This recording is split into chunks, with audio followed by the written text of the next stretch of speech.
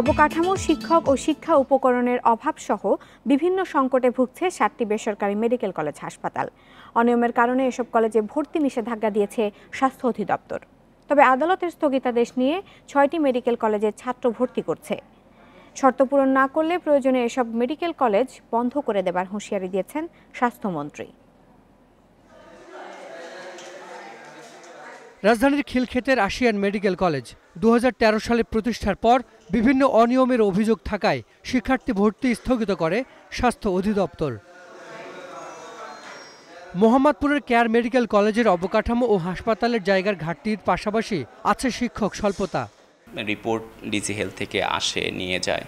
এখন আমরা তো আমাদের দিক থেকে গোছানো আছি। আমাদের অনুরোধ যেটা থাকবে যে কোনো রিপোর্ট হলে সঠিক রিপোর্টটা হলে আমাদের জন্য ভালো হতো। এছাড়া শাহাবুদ্দিন, নাইটিঙ্গেল, আইচি ও নর্দার্ন মেডিকেল কলেজের অবস্থাও অনেকটা একই।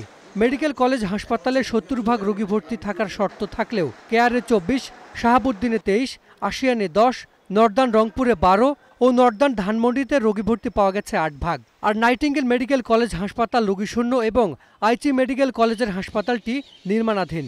কয়েকটি হাসপাতালে রোগী ভর্তি দেখানো নিয়ে প্রতারণার অভিযোগও আছে।